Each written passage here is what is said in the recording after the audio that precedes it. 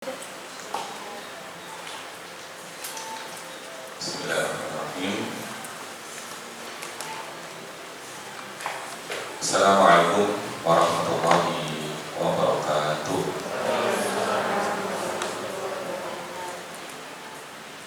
Alhamdulillah, wassalatu wassalamu ala rasulillah wa ala alihi wa sahbihi wa mawalah, wa la hawla wa la quwwata illa billah.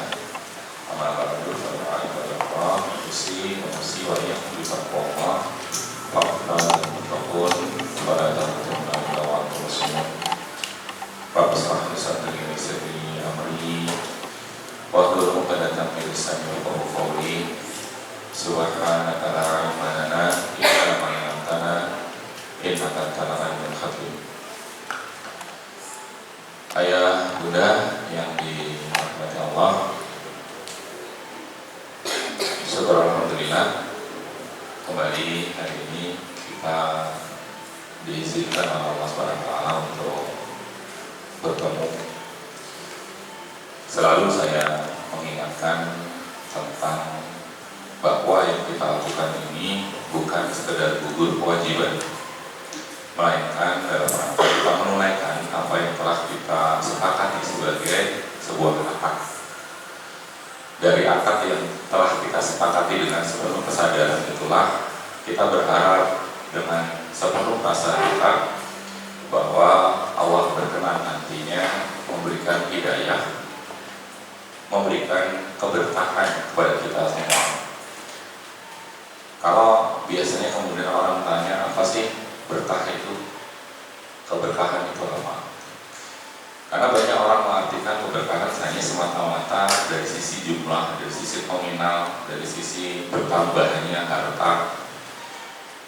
Padahal kalau kemudian kita mengartikan keberkahan itu hanya sebatas harta yang bertambah, maka kayaknya kita selalu akan kalah dengan orang-orang kafir yang mereka secara harta hampir keseluruhannya lebih baik dibanding kita. Tapi lihat bagaimana ketika kita membahas tentang keberkahan itu sendiri. Ternyata secara syariat keberkahan itu adalah ziyadatul khair fi kulli hal, bertambahnya kebaikan dalam setiap aktivitas yang kita lakukan. Dan yang terkhusus adalah bertambahnya ketaatan kita kepada Allah SWT. Jadi kalau sudah bicara tentang keberkahan, ukurannya adalah seberapa semakin dekatnya kita, semakin taatnya kita kepada Allah SWT. Selain itu juga ada ketenangan yang bertambah, kedamaian yang bertambah, ya, kebahagiaan yang bertambah.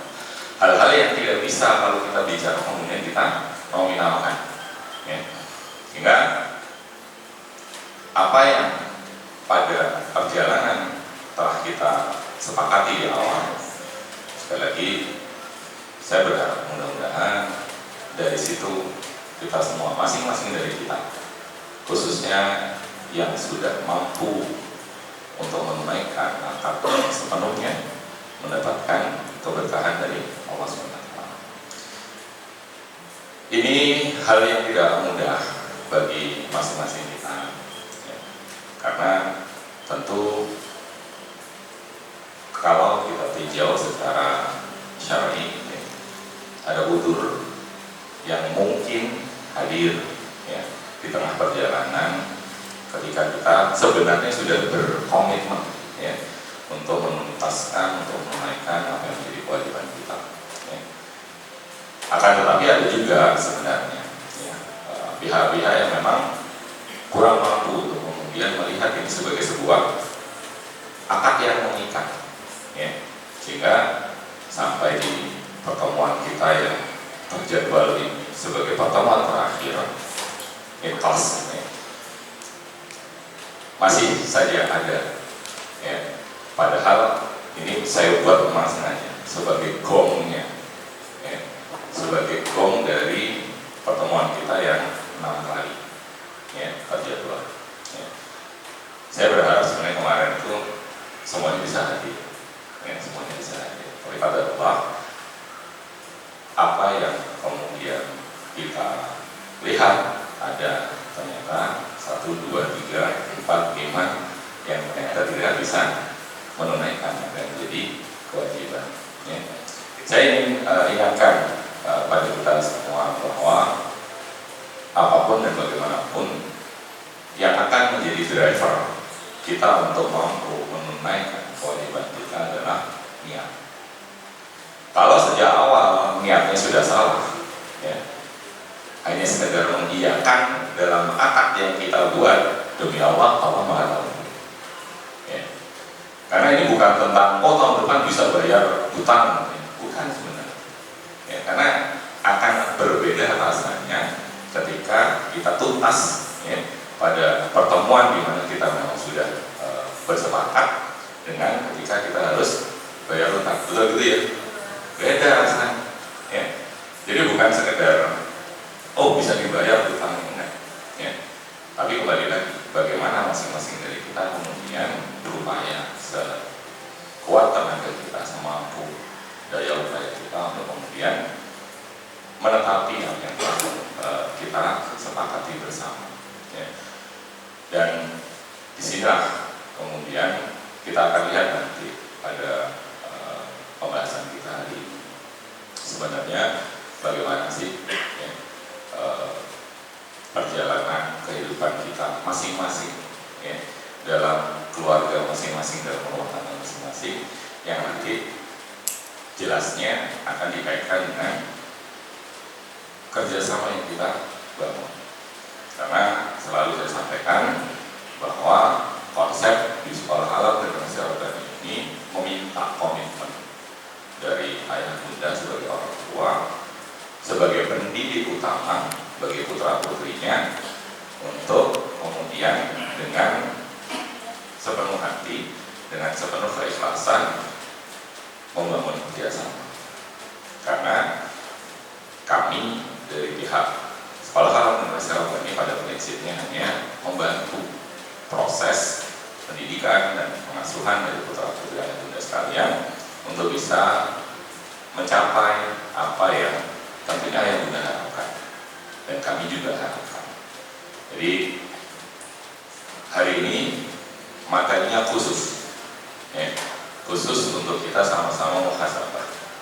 Kita sama-sama mencoba untuk menginformasi, kita sama-sama mencoba untuk merenung pada perjalanan kita dalam 5 kali pertemuan di awal sampai dengan hari ini pertemuan yang ke-6, apa dan bagaimana yang sudah kita lakukan.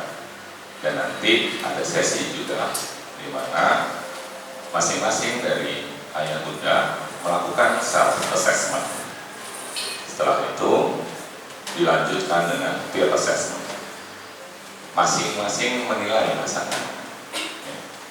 Dari situ saya berharap akan muncul sebuah kekuatan baru, sebuah kesadaran baru bahwa ada beban dan tanggung jawab yang luar biasa besar yang harus dipikul oleh orang tua dalam rangka mendidik anak.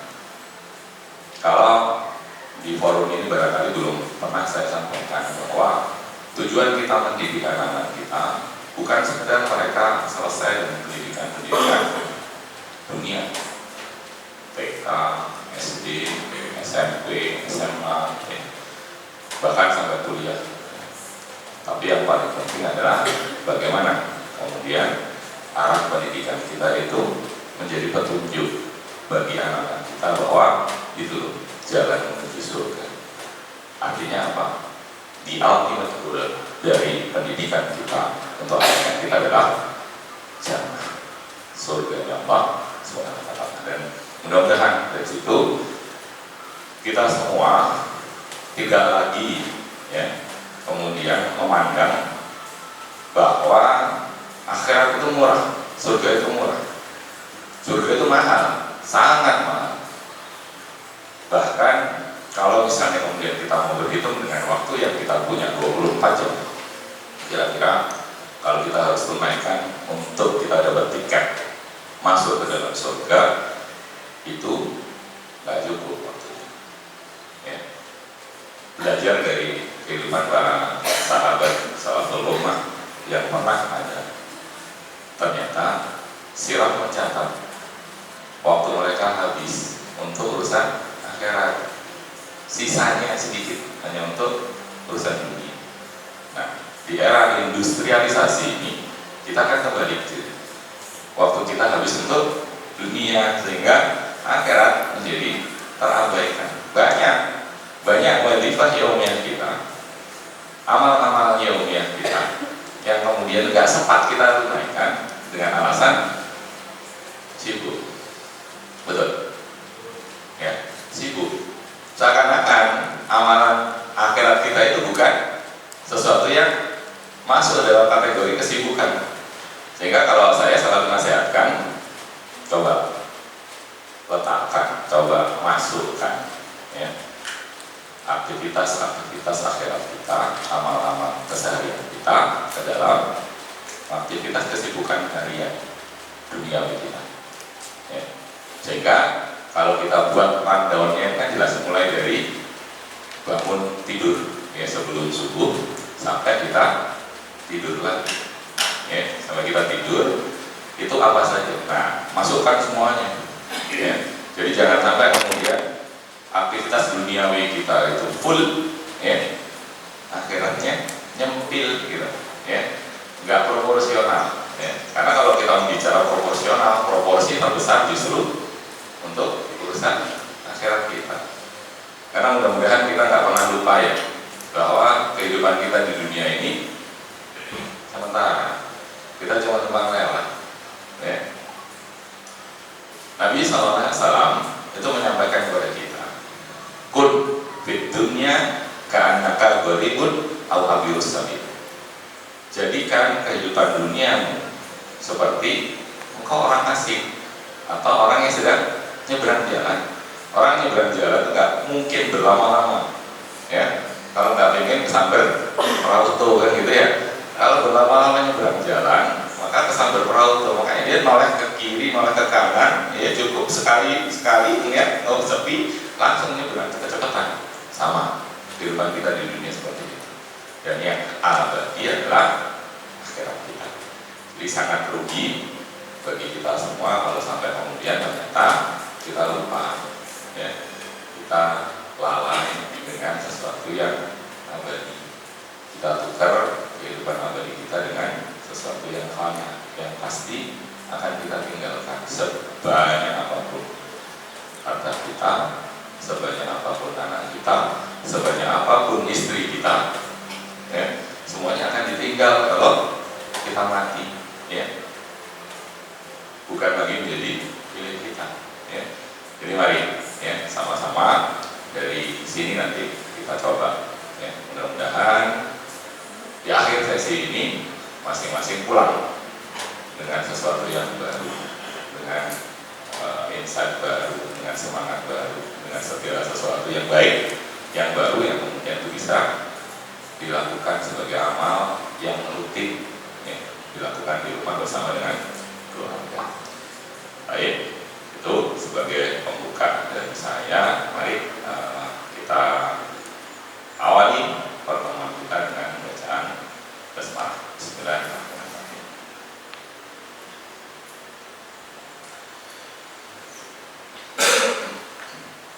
Ya, ayah bunda yang dirahmati Allah, saya beri judul pertemuan kita hari ini. Ini bukan akhir. Saya berikan di bawah dalam kurung sebuah perenungan. Kenapa saya katakan ini bukan akhir? Karena saya ingin membangun sebuah kesadaran bahwa ikhtiar kita, perjuangan kita nggak cuma sebatas seperti ini. Akan ada hal-hal lain yang jauh lebih besar, yang jauh lebih berat, yang jauh lebih penting daripada sekedar seperti ini. Dan itu butuh kesadaran. Sehingga perlu bagi masing-masing kita untuk kemudian merenung. Kalau ini bukan akhir, maka ada sesuatu yang harus masih dilakukan. Saya teringat ketika ekspedisi ke Gunung Kawi dengan teman-teman SL, perjalanan ke Gunung Kawi mulai dari base camp ya, menuju pos 1 menuju pos 2 itu luar biasa, nggak ada ampun. Mulai berangkat udah langsung nangis. Begitu sampai di pos 2 kita istirahat, kita lihat ke atas, subhanallah, ada tulisan di situ, tanjakan Sida Paksa baru dimulai. 2 pos yang sudah kita lewati, ya, artinya sampai di pos 2, ya, pos 1, pos 2, yang treknya seperti itu, ternyata belum ada apa-apa. Ya, kalau kita artikan tanjakan Sida Paksa itu kan apa? Apa artinya? Sida Paksa itu apa? Ya, Sida Paksa sebenarnya kita dipaksa untuk ketika memang mau melanjutkan, silahkan lanjutkan, kalau nggak balik gitu.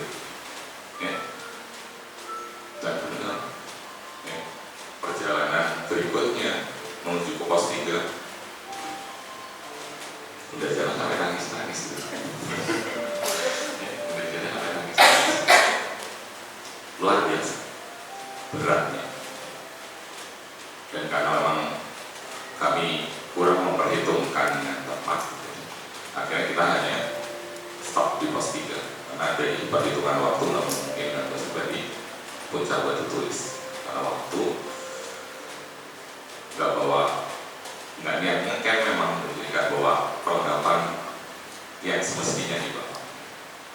Saya kira kalau bahasa anak gunung itu tektok, rencana itu tektok, berangkat naik, muncak, turun, masuk. Ternyata pada Allah hanya berhenti di pos 3. Itu yang saya ingin gambarkan, bahwa perjalanan kita dalam proses kita bekerja sama ini ibarat kata ilustrasinya sama.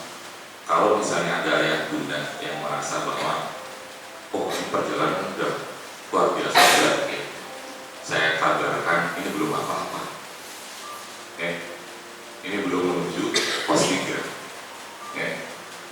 belum menuju pos 3, masih di pos 2, pos 3 dan Puncak Batu Tulis masih jauh, sehingga jangan pernah kemudian merasa lega ketika skop berakhir. Ini hanya formalitas, informalnya tidak akan pernah selesai. Sampai nanti kalau kita mau bicara tentang fitrah, mudah-mudahan ayah bunda masih ingat di materi kedua, fitrah kita, tanggung jawab kita mendampingi tumbuh kembang fitrah anak kita sampai usia itu tadi. Jadi kalau hari ini kita mau berhitung anak Anda umur berapa, 6 tahun, 7 tahun gitu ya, untuk menuju landasan pacu sampai kemudian tinggal landas butuh waktu antara 8 dan 9 tahun lagi.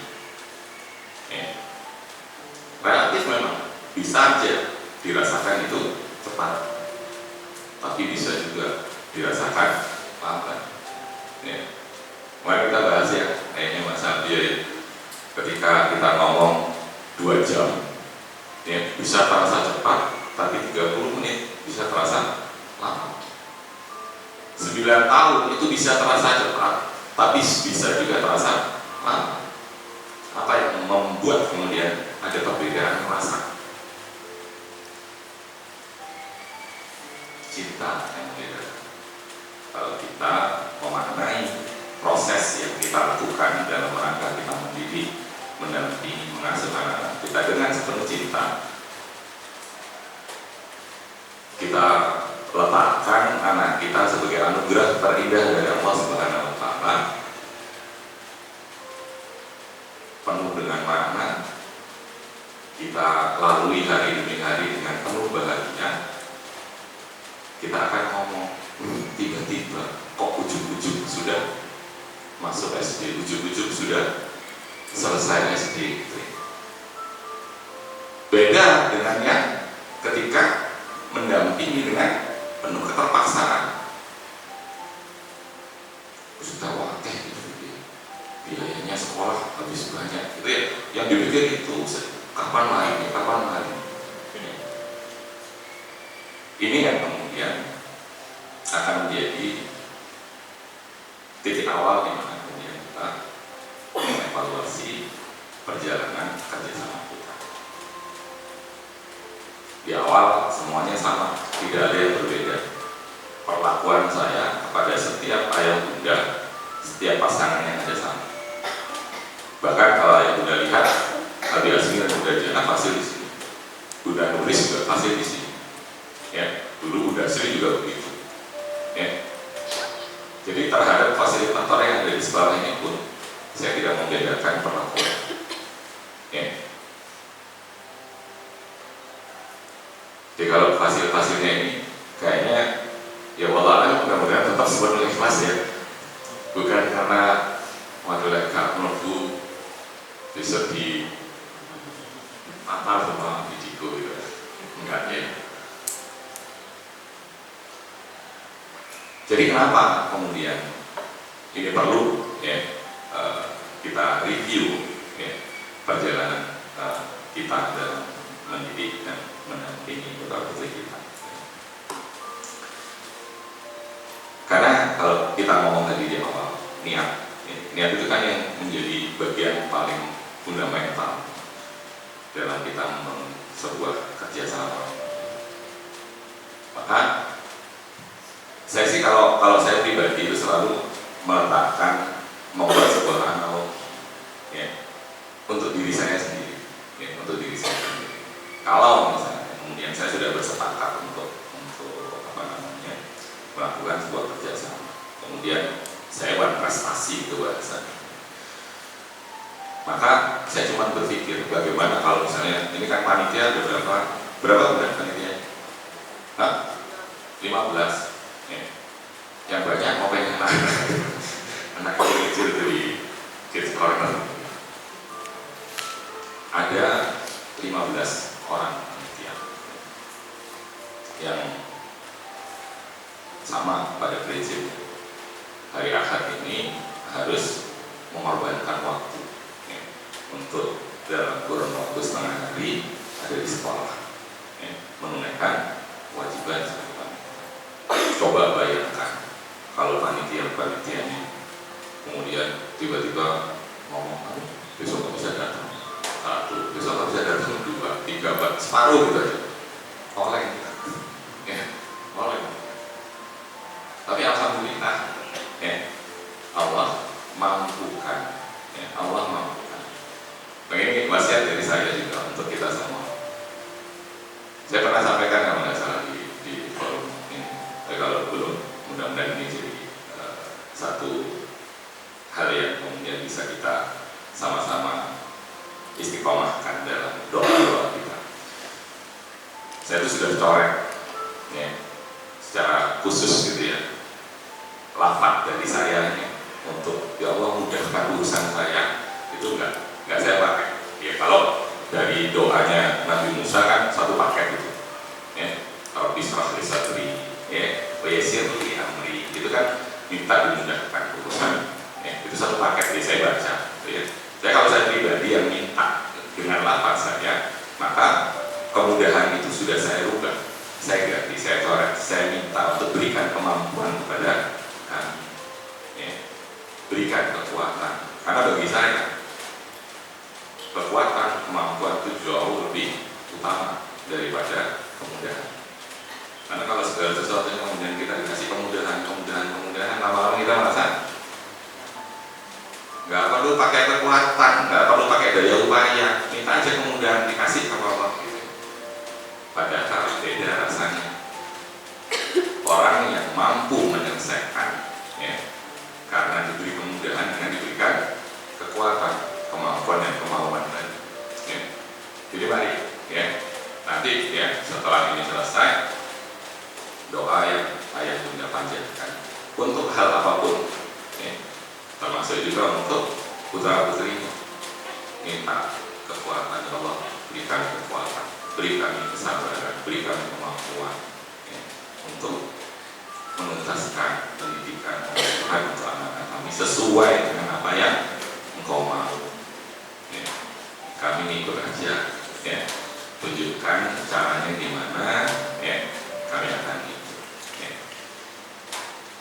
Baik ya bunda, ini bukan akhir ya, kita akan memulai perjalanan ini tentang sebuah perjalanan.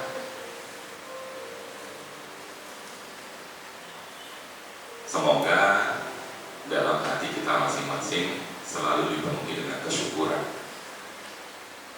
bahwa ketika kita bicara tentang perjalanan kehidupan kita, Allah takdirkan ini sebagai takdir yang terindah, ini takdir yang terbaik yang Allah berikan kepada kita.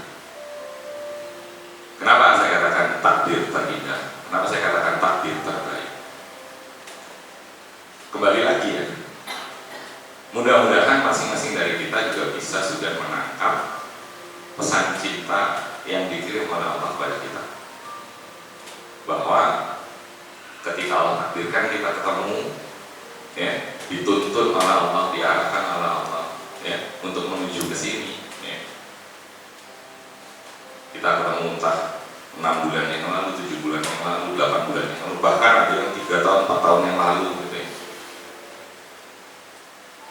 Itu adalah cara Allah untuk kemudian membuat kita ketemu dengan orang-orang yang insya Allah baik, ketemu dengan orang-orang baik yang banyak kemudian juga melakukan amal-amal yang baik.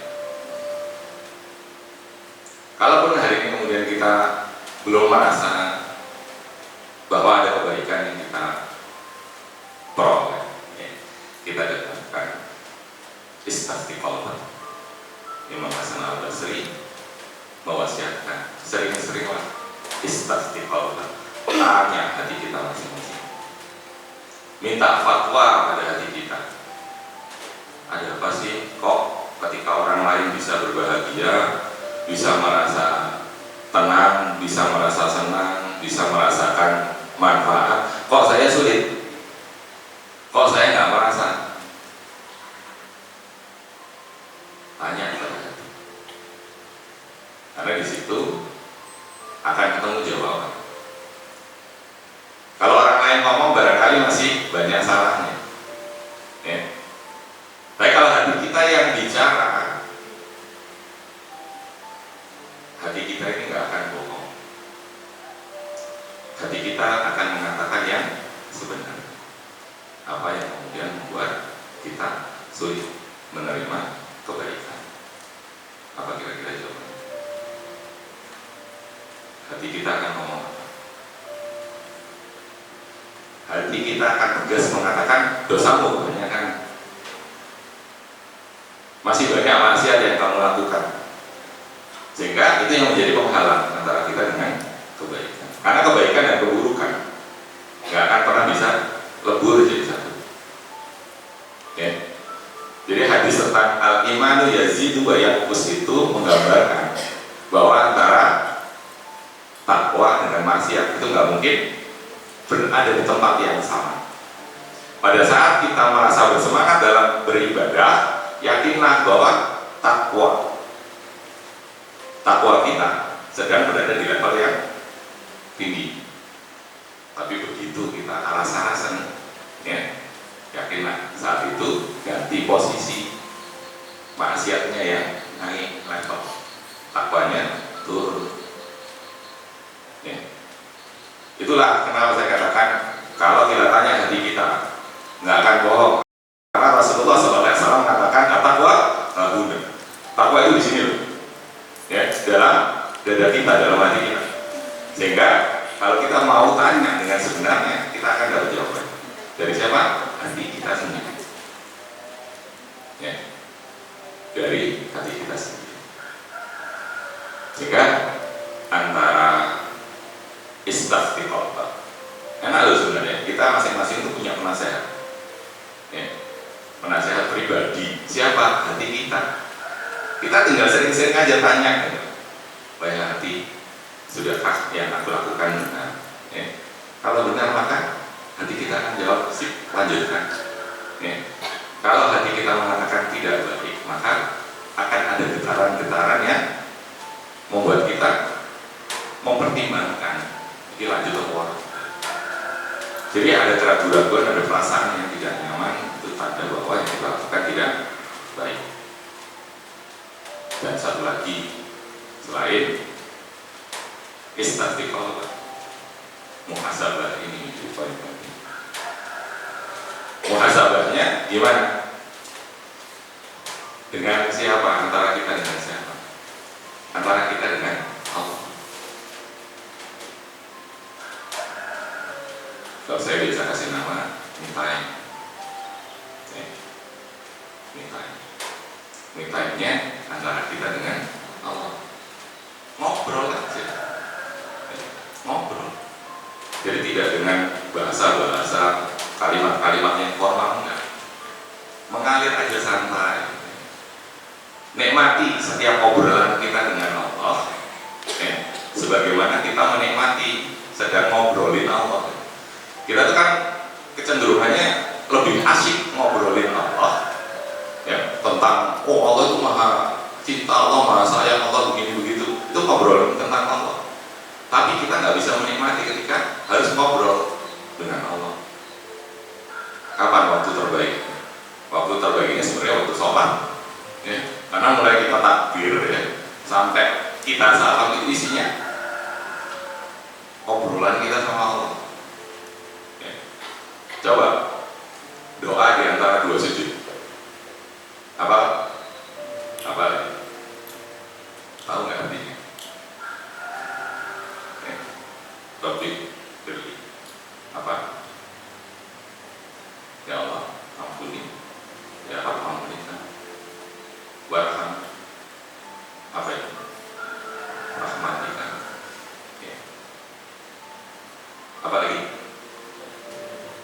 Wajibun. Apa? Apa? Halo. Ini jadi penting. Kita sholat berapa tahun? Mulai kapan kita mulai dari belajar sholat sampai kemudian kita jadikan itu sebagai sebuah kebutuhan, bukan sekedar kewajiban. Tapi sudahkah kemudian kita memahami setiap bacaan dari sholat yang kita baca, sehingga kita bisa menemukan rasa ketika kita berdiri menghadap Allah dalam sholat kita. Karena sahabat-sahabat banyak dikisahkan dalam sholatnya lah mereka menemukan kedamaian yang luar biasa. Bahkan sampai-sampai Ali bin Abi Thalib waktu itu tertusuk panah. Ketika mau dicabut, nanti dulu, nanti cabut ketika aku sholat. Jadi anestesinya pakai sholat. Ketika sholat dicabut nggak terasa. Ya. Dan banyak itu kisah-kisah salafus shalih yang melakukan dalam sholatnya begitu nikmat. Gitu. Bahkan yang di kekinian itu juga ada orang-orang shalih yang ketika dizalimi oleh pemerintah tiran, dihukum mati, permintaan mereka sebelum dieksekusi sholat 2 rakaat. Dan ketika selesai salam, mereka mengatakan, andai tidak akan dicurigai bahwa aku menunda-nunda waktu untuk eksekusi, maka aku akan memperpanjang sholatku. Jadi ada kenikmatan ketika kita sholat. Nah, kita bertanya, sudahkah kemudian kita kita menikmati setiap bacaan sholat yang kita lakukan. Jadi sholatnya tumaninah, ya, salah satu rukun yang hari ini kita banyak jumpai itu diabaikan adalah tumaninah. Bacaannya tartil, gerakannya tumaninah, tenang, ya. Sebagaimana kalau misalnya nanti nggak sampai 3 bulan ya, 2 bulan lebih sedikit kita ketemu lagi dengan Ramadan, udah waktunya lagi ketemu dengan tarawih, kita akan lihat bagaimana perlombaan sholat tarawih terjadi. Padahal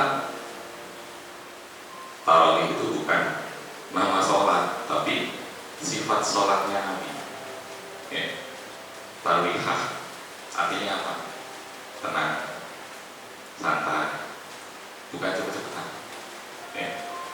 Nah, itu nanti harus kemudian menjadi titik balik juga bagi kita. Kalau kita ingin sempurnakan sholat kita, karena gini, kalau kita bicara kenapa kita harus menyempurnakan sholat kita, karena itu adalah amalan yang pertama akan dihisab oleh Allah. Kalau itu baik, insya Allah semuanya baik. Kalau itu buruk, semuanya juga akan buruk. Nah, kalau tumaninah nggak terpenuhi, apa yang terjadi?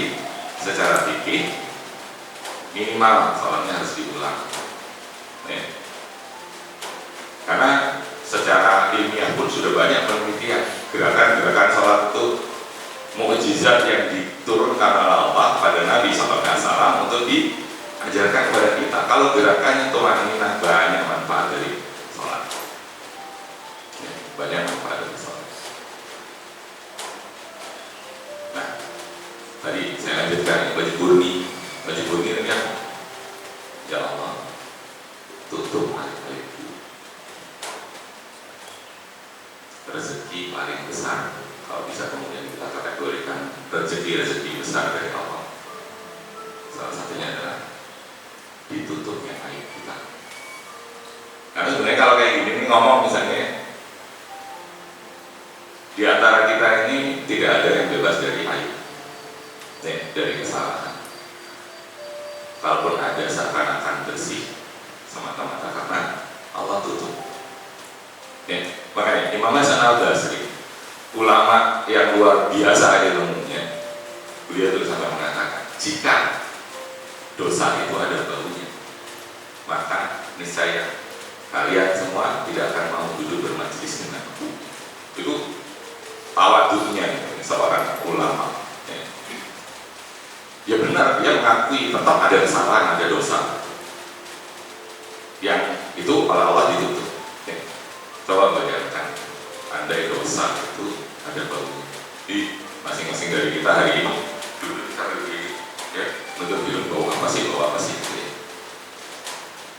Jadi mari, ya, perjalanan kita yang panjang ini kita coba untuk refleksikan. Saya fokuskan di slide ini tentang perjalanan kita di awal Agustus 2021, ya, menuju ke bulan Januari 2022. Hitungan tahunnya tahun, ya, hitungan jumlah bulannya setengah tahun, 6 bulan. Boleh saya minta yang sampai dengan pertemuan dana ini nggak ada bolosnya, boleh angkat. Coba siapa aja? 1, 2, 3, 4, ya, ya, yang memang definitif, ya, dalam tempo kita bersepakat, ya, karena masing-masing ada yang sudah bersepakat dengan saya memang untuk datang, bisa datangnya hanya sendirian, ya. Siapa aja coba diulang lagi, angkat tangan yang tinggi. 1, 2, 3, 4, 5, 6. Lainnya berarti berapa? Berarti masih senang ya untuk ketemu lagi, alhamdulillah. Ya kita bersemangat aja kan gitu. Jadi tahun depan kita masih harus ketemu lagi ya, menjalani proses ya, yang tertinggal ya. Agustus sampai dengan Januari ya, kita sudah bertemu selama 6 kali dengan hari ini ya. Tentu banyak kekurangan ya, yang terjadi ketika kita berinteraksi ya. Ini adalah sebuah realita bahwa dia tetap bagaimanapun juga ya, tidak akan pernah sempurna sesempurna ketika nanti selesai kehidupan kita di dunia ya. Jadi selama masih di dunia selalu akan ada kekurangan ya. Termasuk yang tadi sudah katakan 6 kali pertemuan ya. Yang perlu kemudian kita muhasabahi adalah apa yang sudah berubah. Paling tidak kita bicara 5 kali pertemuan kemarin. Apa yang sudah berubah dari diri ayah bunda ya. Ketika datang ke sini, ketika berkegiatan, ketika duduk di aula ya, bersama-sama seperti ini, apa yang sudah berubah ya. Menjadi sebuah kesia-siaan kalau kemudian sejak awal duduk di sini bulan Agustus sampai dengan Desember kemarin ilmunya nggak tambah, pemahamannya nggak tambah, amalnya nggak tambah ya. Menjadi sia-sia. Tapi kalau ayah bunda sudah bisa menjawab dengan tegas ya, alhamdulillah ilmunya tambah, alhamdulillah pemahamannya tambah, alhamdulillah amalnya tambah. Saya akan katakan bismillah, itu yang dimaksud dengan berkah ya. Kalau nggak ada perubahan sama sekali, dulu ya begini, sekarang ya begini gitu. Hati-hati ya, buang-buang waktu, dan itu nanti tetap akan ditanya oleh Allah kan ya. Allah akan tanya ya. Kalau yang lengkap hadir, pertanyaannya itu. Kalau yang nggak lengkap gimana? Sama sebenarnya, di bagian mana hadir, kemudian apa yang dirasakan, ilmunya tambah, pemahamannya tambah, amalnya tambah.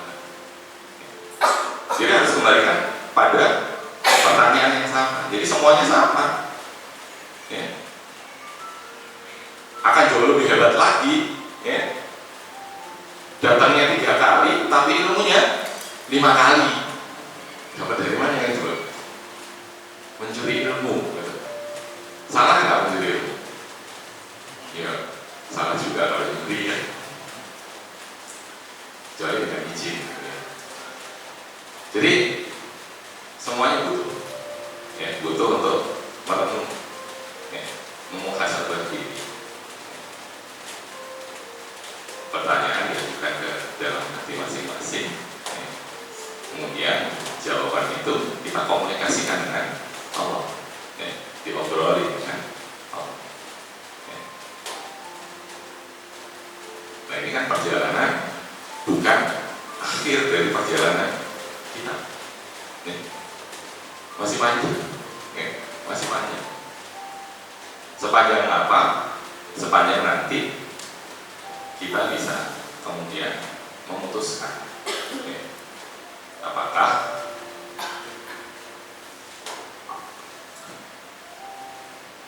yang kita lakukan di tahun 2021 ya, untuk anak kita akan berlanjut ya.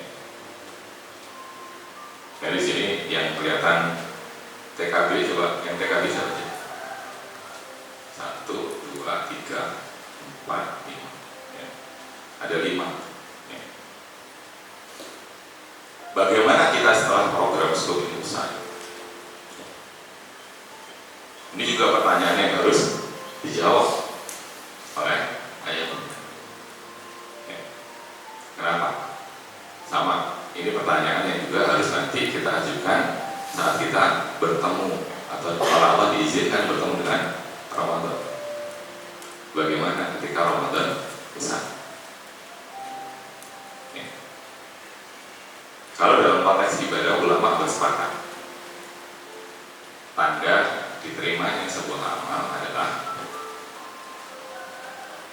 bertambahnya semangat untuk melakukan amal-amal kebaikan selanjutnya. Jadi kalau ukuran Ramadan misalnya itu biasanya nggak pernah khatam, Ramadan alhamdulillah bisa khatam, 30 hari khatam. Padahal bulan-bulan sebelumnya buru-buru khatam gitu, mushafnya gimana juga nggak tahu gitu.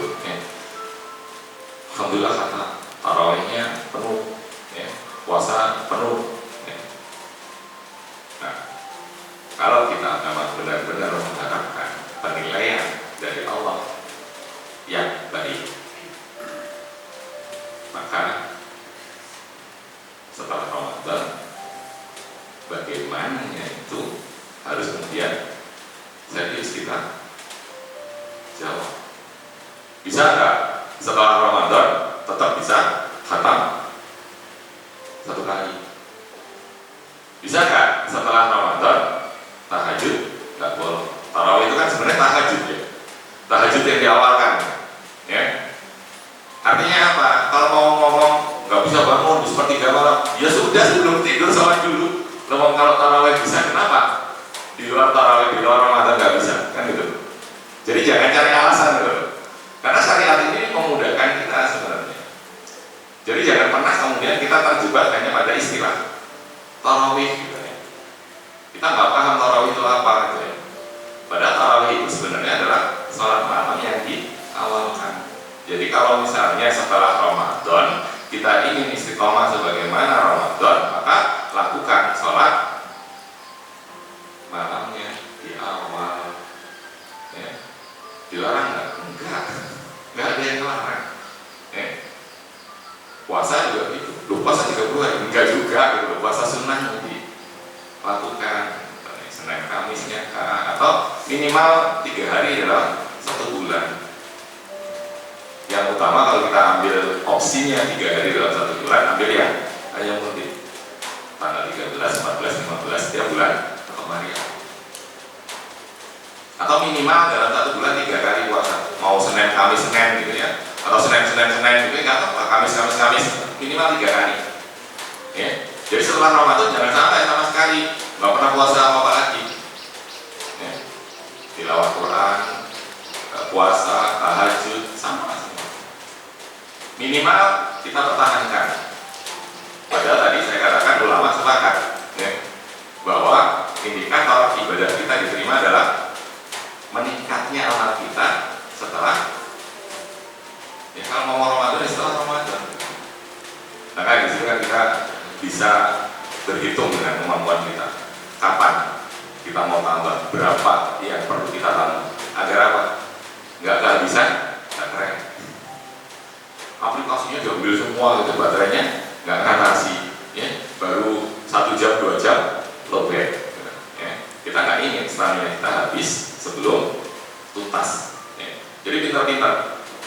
Saya terus terang memang ke teman-teman fasilitator di sekolah yang ketika Ramadan ngebut sampai bisa khatam 4 kali, loh nggak apa-apa. Cuman konsekuensi dari itu tolong perhatikan.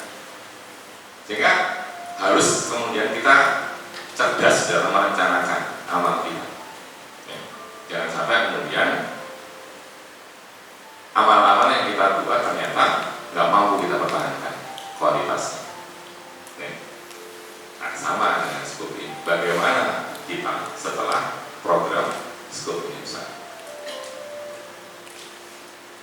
Ini kan kita ngomong School of Co-Parenting yang memang wajib. Kemarin untuk TKB ada ya parenting class, parenting class. Kemarin yang datang berpasangan Jenengan aja. Hah? Oh, kemarin KB, Mas Allah ya lupa saya. KB ini soalnya anaknya juga di sini, jadi suka belidu gitu. Ya. Kemarin yang KB datang berdua, jenengan aja. Yang lainnya sendiri-sendiri kan.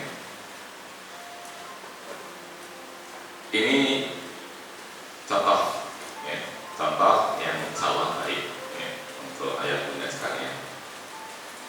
Gak bosan-bosan datang ke sekolah, ya. Selalu berdua, gitu. Oh, luar biasa, ya, barakallahu fikum. Parenting, ya. Kalau sudah ayah bunda terima undangan judulnya parenting, tolong kalau nggak ngerti artinya, nggak paham maksudnya, buka Google, ya, supaya nggak merasa nggak penting, gitu. Supaya nggak merasa oh cukup satu aja yang datang. Kalau sudah undangannya judulnya adalah parenting, maka ayah, khususnya ayah, ya, ayah juara, ayah pada juara, ayah hebat. Kalau undangan sudah disampaikan di jauh hari, maka wajib bagi ayah untuk mengagendakan, ya, mengagendakan untuk bisa hadir. Karena kalau sudah undangannya parenting, maka itu diperuntukkan untuk keduanya, bukan hanya untuk salah satunya. Nah, orang budaya, berarti orang tua, iya sebenarnya dari dulu harusnya semua sekolah sama, gitu loh. Ya, bukan cuma di sini, toh. Ya, kalau misalnya yang bunda merasa bikin itu rewel, gitu ya, ya karena yang lainnya nggak mau kemudian ngereweli. Ya. Kalau kami memang sengaja, ya, ini sebagai sarana ujian komitmen bagi ayah bunda sebagai orang tua. Kalau ayah bunda lulus di sini, insya Allah, ya, lulus ujian komitmen ini, insya Allah perjalanan selanjutnya akan jauh lebih mudah. Tapi kalau untuk ujian komitmen ini sulit dipenuhi, yakinlah juga perjalanan ke depannya selanjutnya akan jauh lebih sulit. Ya. Jadi nikmati saja setiap episode perjalanan kehidupan kita. Ya. Karena bagaimananya ini, ya, ditentukan di sini ya Bunda. Ini dalil yang selalu saya pakai, ya, untuk kemudian menjadi pedoman. Kenapa kok kita bisa bekerja sama? Nabi sallallahu alaihi wasallam bersabda, "At-taqwahu junudun jannah. Fama ta'arafa min akhtalaf wa ma ta'ara min akhtalaf." Ruh itu laksana tentara yang berkumpul, maka yang saling mengenal daripadanya niscaya menyelaraskan, mudah bergaul atau saling menyesuaikan atau saling cocok, dan yang bertentangan daripadanya niscaya saling menyelisih, berseberangan, walaupun berhadapan, walaupun sudah depan begini, ya, kalau tidak ada kesamaan frekuensi, apa yang terjadi? Nggak kenal, nggak bisa matu, ya. Jadi kalau kita ibaratkan kita sedang main game perang-perangan gitu, ada dua pasukan yang berhadapan, gitu. Kan kemudian biasanya ada strategi gimana caranya. Biasanya kalau game-game begitu itu orangnya baru kenal, gitu ya. Jadi belum apal lagi sebagai soko sehingga perlu dibuatkan yang namanya sandi. Ya. Misalnya disepakati sandinya apa? 5, gitu ya. Penjumlahan yang hasilnya 5, ya. Yang tahu siapa? Yang anggota pasukan itu, ya. Jadi kalau misalnya udah pecah gitu ya, kemudian berhadapan ketemu 3, gitu ya, dia jawab 2, oh jawab berarti, karena dia tahu total penjumlahannya harus 5, ya. Satu 4 gitu. Oh konco berarti sama gitu. Begitu ngomong 2 7 gitu kan, samprak gitu kan. Wah musuh Inggris kan gitu ya.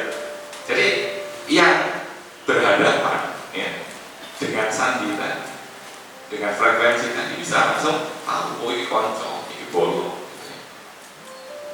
Tapi ketika tidak sefrekuensi, apa yang terjadi? Pernah dengar radio? Kalau sekarang masih dengar radio nggak? Saya udah nggak pernah dengar radio, kecuali kalau perjalanan ke Surabaya dengar SS gitu ya. Selain itu saya nggak pernah dengar radio, apalagi radio MW gitu ya, AM, MW gitu ya, ya masih jadul gitu, FM gitu. Coba yang masih dengar radio, kalau frekuensinya nggak pas, apa yang terjadi? Komersok, bunyi gitu ya. Tapi begitu frekuensinya pas gitu, oh suaranya bisa terdengar jernih. Ya. Sama ayatnya. Hari ini ya, Allah takdirkan kita bersama. Tapi apakah itu menjadi jaminan bahwa kita berada di frekuensi yang sama? Tidak. Tidak menjadi jaminan. Sehingga apa yang harus kemudian kita lakukan? Kalau ayat Bunda baca tadi di wallpaper saya, apa? Masih ingat? Ya. Awal kebaikan yang kita lakukan itu adalah hidayah. Kita nggak mungkin tergerak melakukan kebaikan kalau tidak diberikan hidayah Allah. Sehingga apa yang harus kita lakukan untuk bisa melakukan kebaikan? Ya, minta hidayah. Mendekatlah kepada pemiliknya, yaitu Allah SWT. Jadi ketika kita bicara tentang bagaimana kita menyamakan frekuensi, ini sama dengan kita sedang berusaha untuk menyamakan hidayah yang kita punya. Ya. Tanpa hidayah nggak mungkin. Ya. Jadi kalau dilihat wajah-wajah ayah bunda ini kan ada yang memang benar-benar orang baru, ya. Yang orang baru, coba orang baru dalam arti baru masuk TKA tahun ini, tahun 2021 kemarin, coba 1, 2, 3, 4 Juna udah bukan orang baru, lagu baru, lagu baru, ya. TKA, TKB 1, 2, 3, 4, 5, sudah ya 5 ya, oke. Yang lainnya, Mas Alfio waktu itu juga masuk baru ya. Ya berarti masuk kategori baru gitu ya. Sisanya orang lama ya. 1, 2, 3. Apa yang kemudian membuat ya, ayah bunda memilih ya, sebagai newcomer ya, kok milih ke sini? Kayak kemarin di jenjang playgroup ya, waktu parenting saya tanya rumahnya yang paling jauh. Ini yang paling jauh siapa coba? Merasa paling jauh siapa? Coba, Pak itu kayak beredokan karena ini atau dia?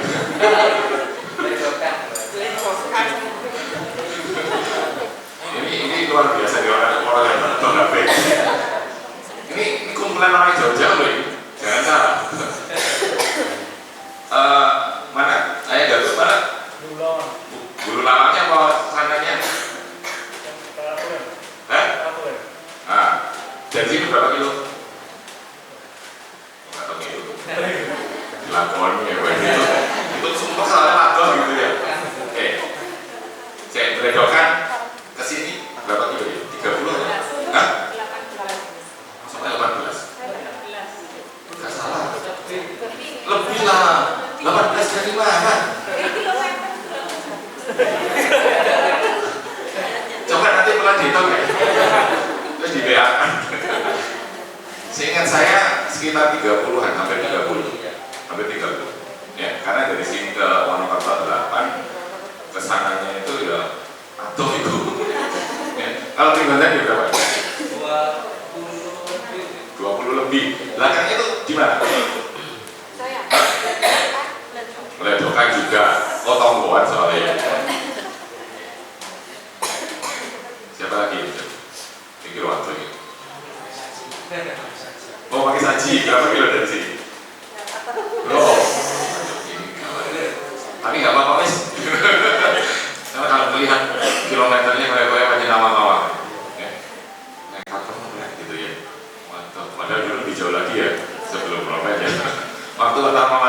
itu di Ponorogo ya rumahnya, ya dari Ponorogo ke sini ya lebih jauh. Yang mudah-mudahan ini merupakan sesuatu yang luar biasa, tadhiyah, pengorbanan dari ayah bunda untuk anaknya. Ya. Yang soalnya juga karang lo ya. Oh, Singosari banget. Ini Singosari banget ya. Suara. Artinya ini bukan sesuatu yang sederhana. Ya, kalau kita mau kemudian merenung apa sih skenario Allah, apa sih pesan cintanya Allah, kok bisa kemudian jauh-jauh dipertemukannya di sini? Pasti ada sesuatu yang kemudian masing-masing punya jawabannya yang berbeda. Ya. Masing-masing berbeda jawabannya. Yang sama adalah semangat untuk kemudian memberikan yang terbaik ya, untuk loh, jujur ya, ngalah-ngalah saya sendiri gitu ya, harus berada di posisi saya bunda yang baju rumahnya jauh-jauh gitu ya. Kau ngelakoni orang gitu ya. Ya saya juga belum tentu gitu ya. Jadi sekali lagi dalam kesempatan ini saya ucapkan Allah yubarik fikum ya, untuk ayah bunda sekalian atas kerelaannya menjalani takdir dari Allah ya. Jadi jangan sampai yang sudah jauh-jauh itu datang ke sini ya. Selama kemudian kita membangun interaksi kerjasama itu tadi, ilmu nggak tambah, kepahaman nggak tambah, amal nggak tambah, rugi kan ya. Dan untuk yang rumahnya langsung pesannya sekolah itu cocok dia itu loh, cocok dia tonggo sekolah. Maka yang rumahnya dekat harus bisa melihat, ngambil hikmah. Lebih waktu itu mereka sing cedek kurang ngopo tuh. Ya. Ya kita tuh sering secara tidak sadar jatuh pada kekufuran. Ya. Jadi kufur itu bukan kemudian harus disengaja. Enggak. Seringnya justru kita nggak sengaja menjatuhkan diri kita pada kekufuran, nggak mensyukuri, itu namanya kufur ya. Mensyukuri apa? Mensyukuri takdir Allah ya. Ketika sudah dipertemukan seperti itu. Jadi coba ya, ditanya lagi nanti masing-masing ya. Yang PKB ya, apakah kemudian takdir dari Allah akan dicukupkan sampai di sini ya? Ataukah kemudian ketika ayah bunda sudah bertanya pada hati, ngobrol sama Allah ya, dapat petunjuk, dapat hidayah, dapat isyarat apa yang harus kemudian dilakukan sebagai langkah berikutnya ya. Ini jadi dalil ini. Kalau saya beri contoh tempoh hari, ikan gitu ya. Ikan laut dengan ikan tawar ya. Ketika berada di muara, mereka nggak akan kemudian nekat coba-coba. Ikan laut coba jajal berapa gitu ya. Yang ikan air tawar juga berapa gitu. Enggak, mereka tahu batas ya. Sebagaimana juga ketika ikan pintas dari air, apa yang terjadi? Kelopak-kelopakan ya. Atau binatang yang bukan binatang air dicelupkan ke air, yang terjadi barangkali untuk beberapa saat dia bisa berenang, bisa ngambang, tapi lama-lama tenggelam. Jadi kalau ada ikan mati di bawah, jangan dibilang ikannya tenggelam gitu. Bukan, memang dia udah mati, dia gak punya kemampuan untuk berenang.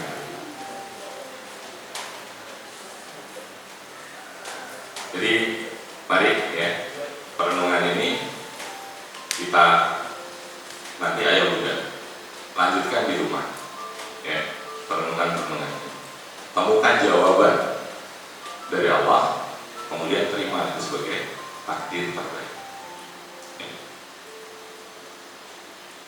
yakini ketika kita sudah menengadahkan tangan kita, minta Allah kasih ya, sebagai jawaban dari apa yang kita minta ya, terima itu sebagai takdir terbaik.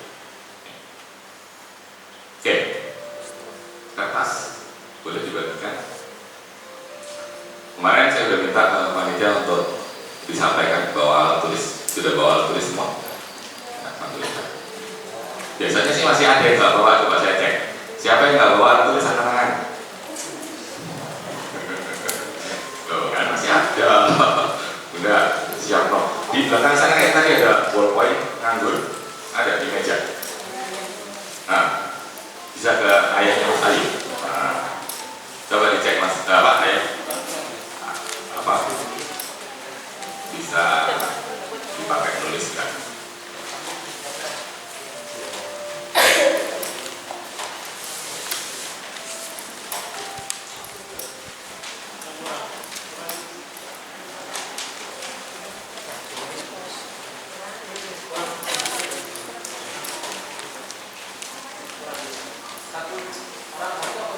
Satu orang satu kertas.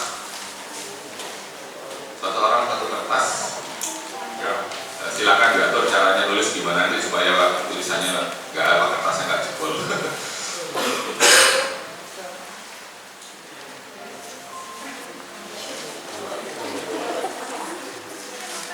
Kenapa? Bolpennya kurang satu. Nah, ada.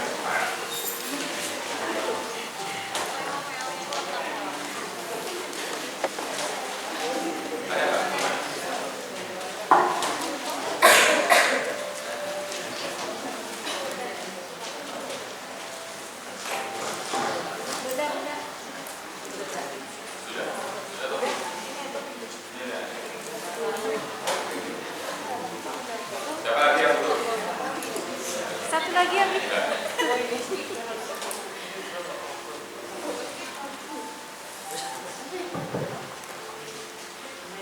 Bunda tolong ya dicatat nama-namanya terus nanti dilihat anak-anaknya.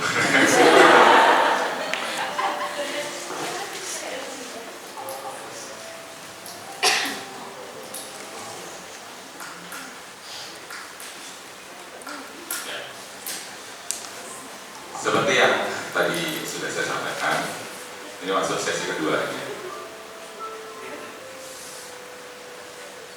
Temanya tentang nilai diri. Subtemanya menjadi pribadi beriman. Apa yang dimaksud?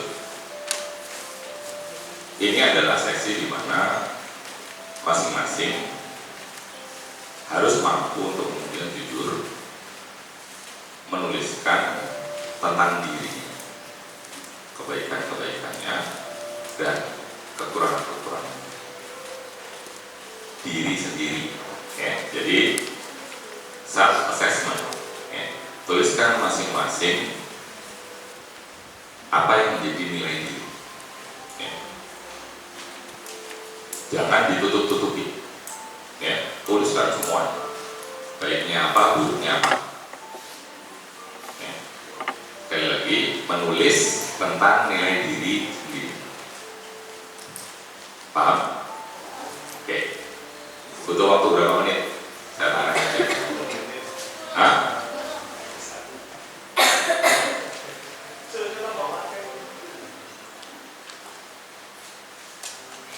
5 menit ya? Oke. Mulai dari sekarang.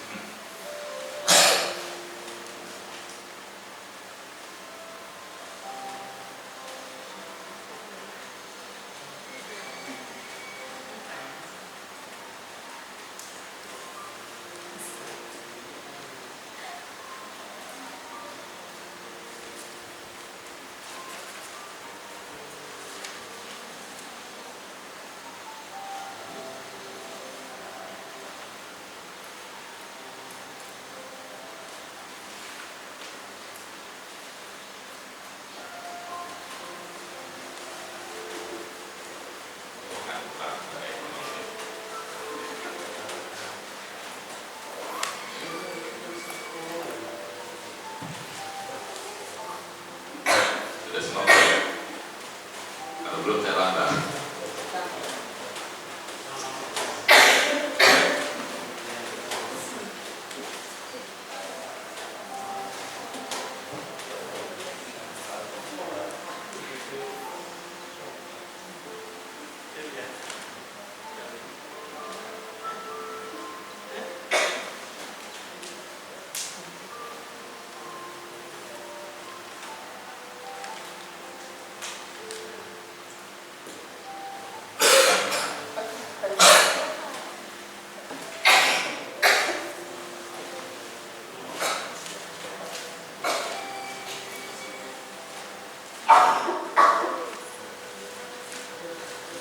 Ya, sudah.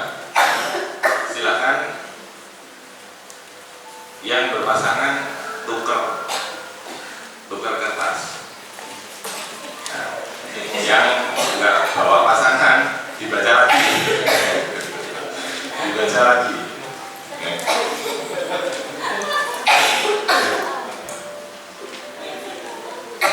Ayo silakan diserahkan, dibaca.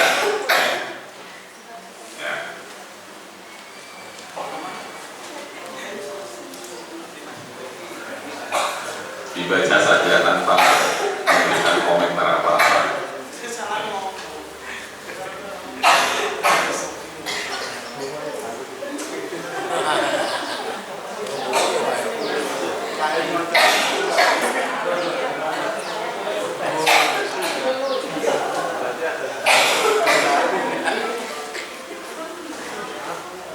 Nggak nyangka ya kalau disuruh beneran.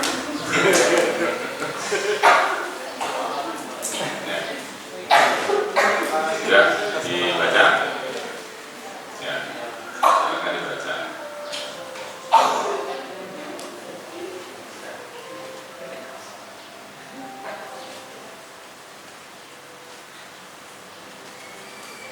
Sudah dibaca belum? Bukan kita baca. Sudah. Oh, udah tahu. Berarti anu ya, jujur-jujuran saja. Ya, kalau sudah selesai baca, tetap ya, jangan dikembalikan. Kemudian di kertas itu sekarang silakan ditulis apa yang jadi nilai diri pasangan masing-masing. Sekarang peer assessment. Tetap ya, ayah pegang kertasnya bunda, bunda pegang kertasnya ayah. Ditulis di bawahnya atau di baliknya silakan. Sekarang tuliskan apa yang jadi nilai diri pasangan masing-masing. Pasangannya. Yes. Nah. Nggak boleh ngomong kok ya.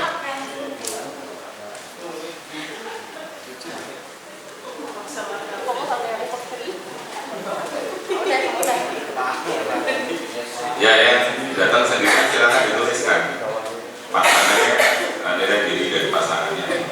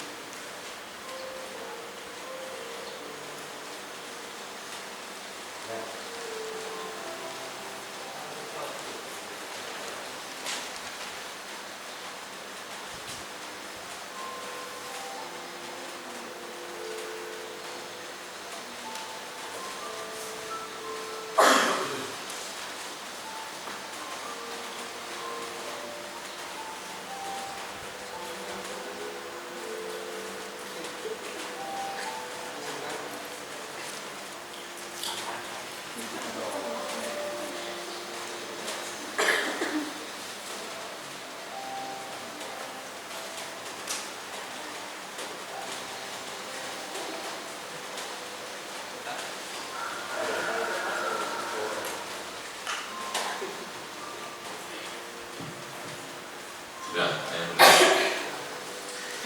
Salah dengan tadi, silakan ditukar lagi. Ya.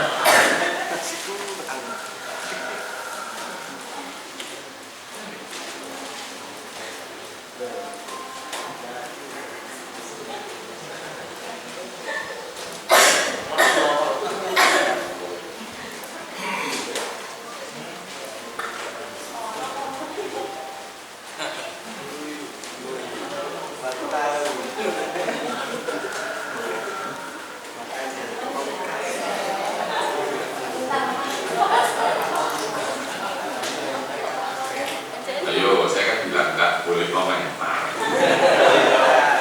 Terima saja, saya tuliskan oleh kenapa? Terlalu jujur. Loh, bukannya pengen suaminya jujur.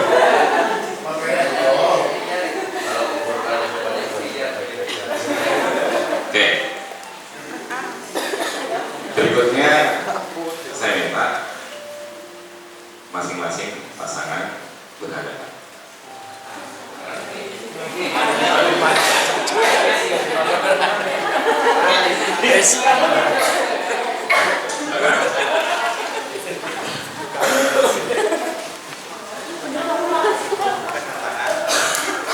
Ya, sudah hafal.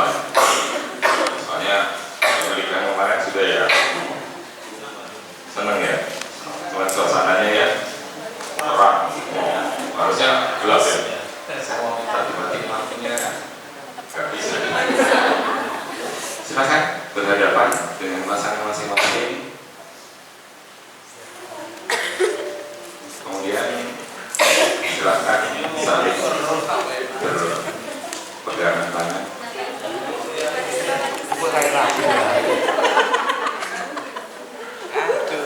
Berpegangan tangan, kemudian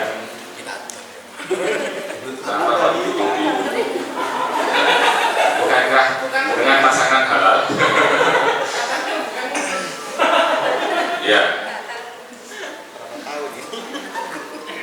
Atas apa yang sudah ayah bunda masing-masing tuliskan tentang pasangannya, tentang dirinya, masing-masing sudah membaca. Sekarang waktunya untuk masing-masing berbicara, tapi tidak dengan lisan, bicara dengan mata. Silakan pandang mata pasangan masing-masing. Sampaikan apa yang ada di dalam hati ayah bunda. Sejak awal pernikahan, ketika akad nikah selesai diucapkan sampai dengan hari ini, apa yang sudah terjadi, apa yang sudah dilakukan, apa yang sudah dialami, yang kesemuanya muaranya adalah bahwa hari ini sudah ada amanah berupa yang harus dididik, harus diasuh. Sampaikan sejujurnya ke pasangan masing-masing.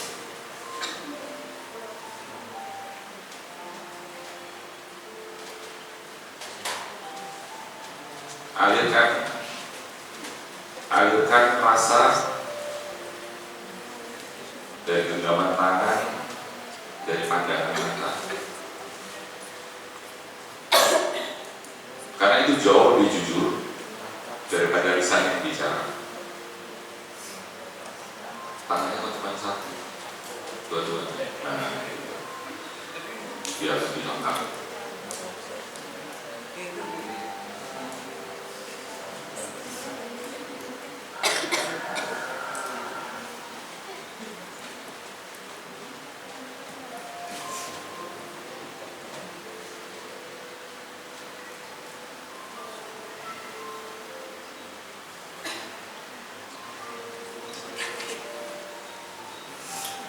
sejak awal pernikahan sampai dengan hari ini.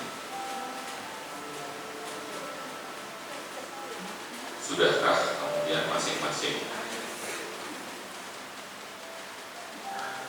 menunaikan apa yang menjadi kewajiban ayah sebagai imam dalam keluarga, sebagai pemimpin dalam keluarga? Sudahkah kemudian menunaikan apa yang menjadi kewajiban? Tidak. Sebagai makmum dalam keluarga, sudahkah menjadi makmum yang baik?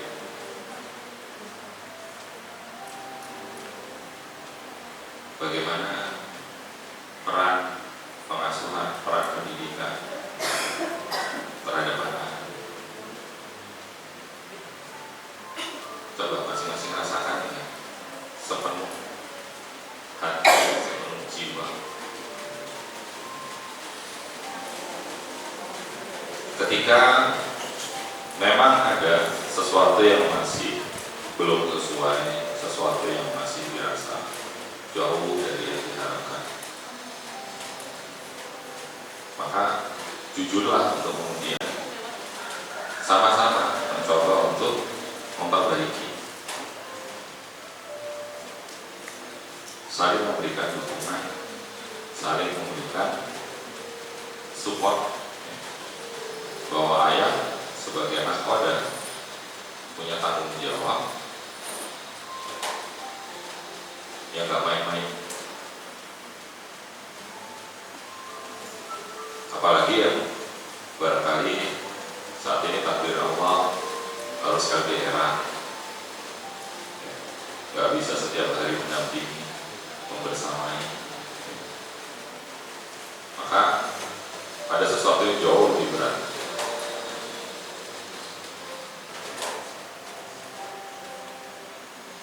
Yang saat ini sedang bersama, takdir Allah tidak memisahkan kecuali hanya sejenak. Bagaimanakah kesyukuran yang sudah ditunjukkan? Apakah itu membawa keluarga pada kebaikan, ataukah justru sebaliknya?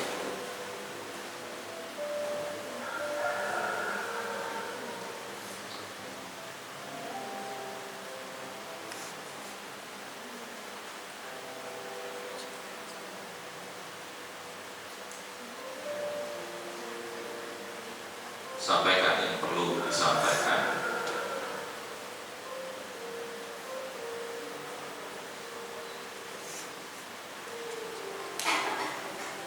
saling mengalirkan rasa,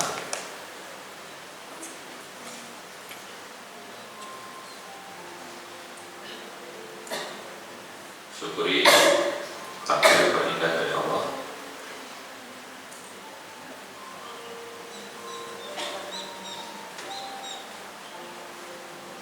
bahwa Allah telah pilihkan ayah bunda untuk bertemu dengan keluarga-keluarga yang baik-baik, keluarga-keluarga yang sangat luar biasa perhatian.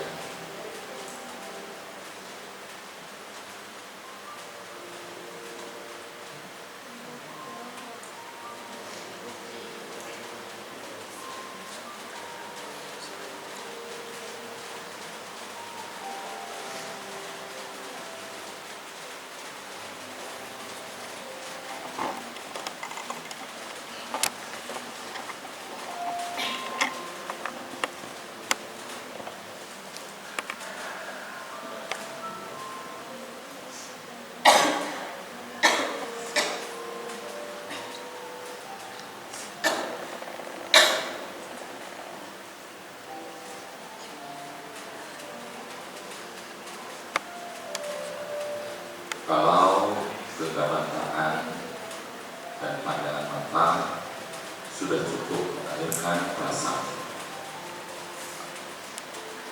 sekarang saya minta masing-masing pasangan berpelukan dan bisikkan kalimat-kalimat yang terindah Bahkan jika memang diperlukan, permohonan maaf atas segala kekurangan, atas segala kekhilafan apa yang ayah bunda masing-masing inginkan pada perjalanan ke depan selanjutnya untuk keluarga ayah bunda masing-masing. Silakan.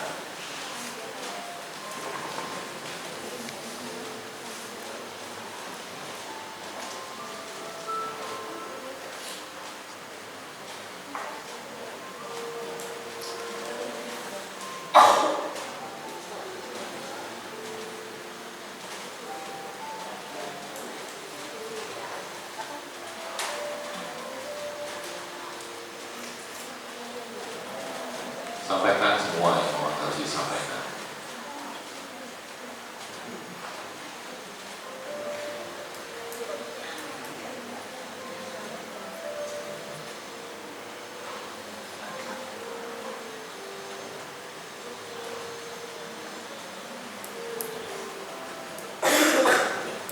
Jadikan ini momentum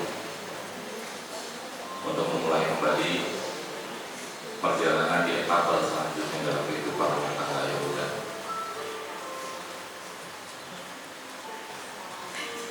Jadikan ini momentum kebaikan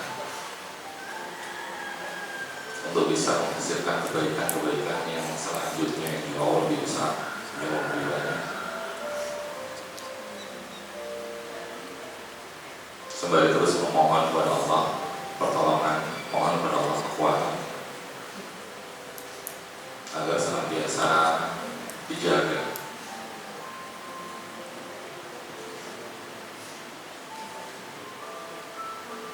Jangan senang-senang kalau bilang ke Allah, ya Allah aku menjagamu dan aku minta janjimu.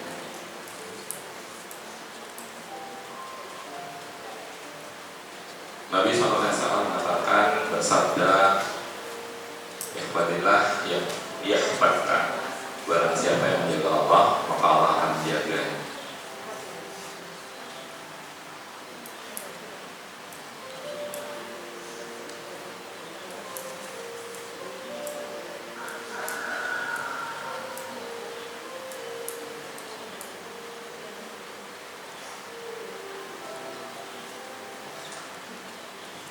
Ayah bunda yang dirahmati Allah, tentu tidak ada yang sempurna, pasti ada kekurangan, ada keterbatasan.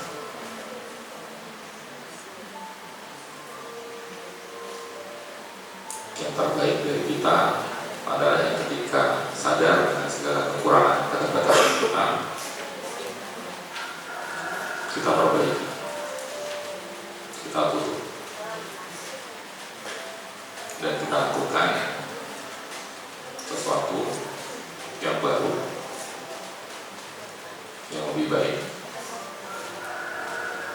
untuk diri kita, untuk pasangan kita, tentunya juga untuk anak-anak kita.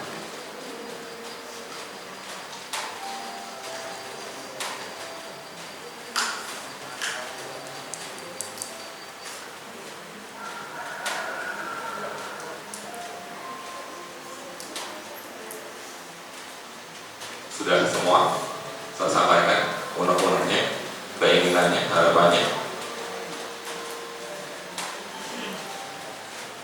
Kalau masih kurang nanti silakan disambung di rumah. Ya.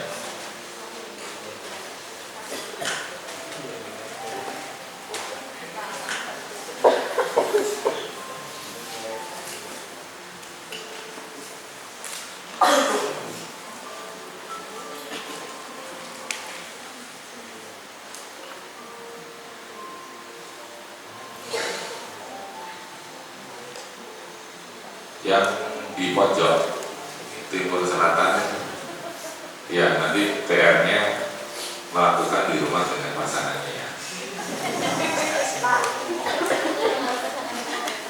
Kan sudah ada contekannya ya.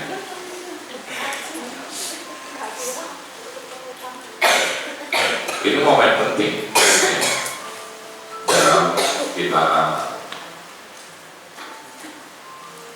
menjalankan sebuah proses ya. mendidik anak-anak. Ini saya dapati memang masalah-masalahnya yang utama itu ada di gender saya, para lelaki, para suami, para ayah, yang perlu banyak kemudian berkumpul dengan orang-orang yang baik. Maka mudah-mudahan perjalanan kita berinteraksi, bekerja sama, nggak berhenti. Kita minta Allah yang terbaik. Kalau Allah takdirkan yang terbaik bagi kita adalah melanjutkan kerjasama, yang alhamdulillah, bismillah, kita akan lanjutkan dengan banyak kebaikan yang lain. Termasuk khusus untuk para ayah, sudah ada forumnya sendiri. Kenapa kok fokus ke ayah? Karena ayah jantungnya, ayah rohnya. Itu yang harus kemudian baik dulu, agar apa yang ada di dalam keseluruhannya juga baik. Jangan bosan untuk belajar. Saya bersyukur, tetap saya syukuri dengan sepenuh kesyukuran yang bisa saya aturkan atas nikmat dan karunia Allah. Di perjalanan usia jelang 50 tahun, ternyata masih diberikan kesempatan untuk terus belajar, mampu dan mau untuk terus belajar. Jujur saja, kalau misalnya ngomong saya dengan istri saya benar-benar makmum yang baik. Soal cari mami, sehingga di situ membuat saya semakin harus tahu diri bahwa amanah ini nggak ringan. Saya butuh banyak ilmu untuk bisa kemudian menjalankan bahtera rumah tangga ini sesuai dengan apa yang dimau oleh Allah. Disitulah saya kemudian nggak pernah berhenti untuk belajar. Dan saya senang setiap kali saya belajar selalu kemudian saya punya forum untuk berbagi. Saya nggak pernah tutup-tutup. Apa yang saya punya selalu saya berikan. Khusus untuk ayah, saya berikan di forum ayah. Untuk keseluruhan yang saya sampaikan di forum-forum ayah bunda seperti untuk fasil ada sendiri. Tiada hari tanpa kemudian berbicara. Sungguh berat sebenarnya. Pertanggungjawaban lisan ini berat. Sehingga saya selalu mohon kepada Allah, mudah-mudahan ya Allah bimbing lisan, tuntun lisan untuk tidak berbicara kecuali sesuai dengan apa yang kau mau, bukan mauku.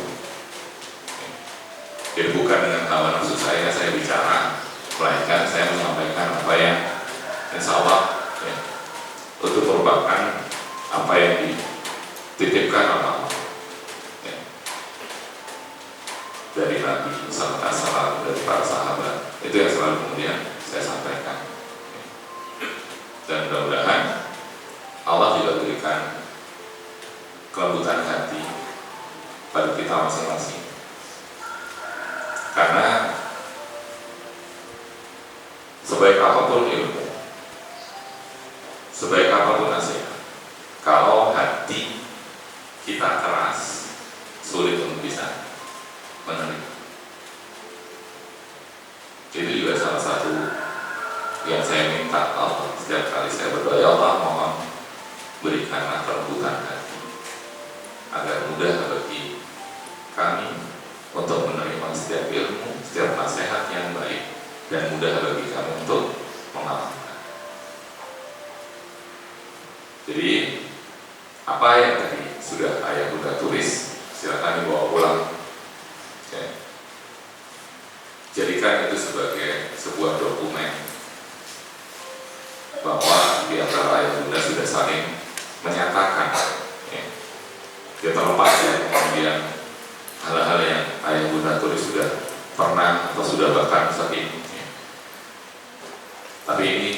sesuatu yang berbeda. Mudah-mudahan nanti itu menjadi pedoman ketika di antara ibunda saling memberikan nasihat. Ini loh deh, ini loh mas, saya gitu. Yang sama-sama sudah kita tulis, sama-sama kita nyatakan. Ada hal yang harus kemudian kita perbaiki. Dari situ mudah-mudahan apa yang kemudian kita impikan untuk diri dan keluarga kita masing-masingnya bisa terwujud. Insya Allah itu yang bisa saya sampaikan. Sampai berjumpa pada program Family Camp bulan depan. Yang TKB sudah ya. Mau ikut lagi? Mau ikut lagi, insya Allah sih. Mau aja. Wah, bilang aja ke panitia. Oke. Kalau mau ikut lagi, sampaikan ke panitia. Oke. Dan untuk closingnya, kita bersama-sama semua ya, meningkat. Jadi silakan yang akhwat, yang bunda di sebelah kanan, ya, yang ayah di sebelah kiri. Bersiap ya ayah bunda untuk mereka bulan depan. Pak Nida sudah insyaallah mempersiapkan.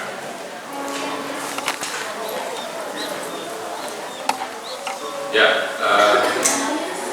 dari saya cukupkan. Mari sama-sama kita tutup dengan doa kepada majelis. Subhanallahumma wa bihamdika asyhadu an la ilaha illa anta astaghfiruka wa atubu ilaik. Allah yubarik fikum. Dari saya akhiri. Alhamdulillah fala takuna minal mursalin wa akhiru da'wana alhamdulillahi rabbil alamin. Assalamualaikum warahmatullahi wabarakatuh.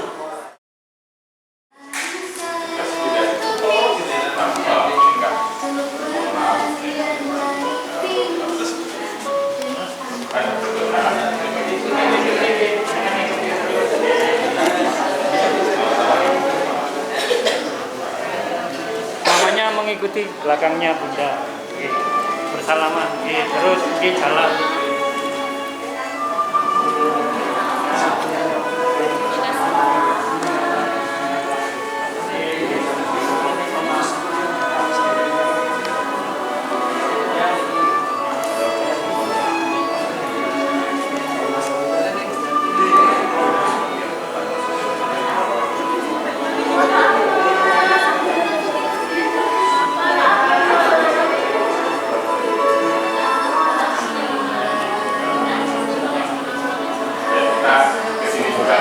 Bermaafan dengan yang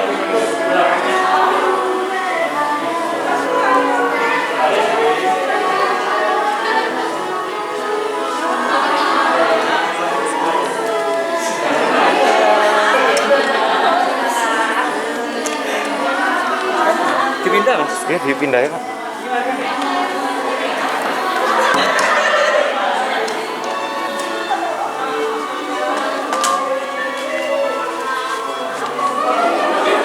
Sama lanjut.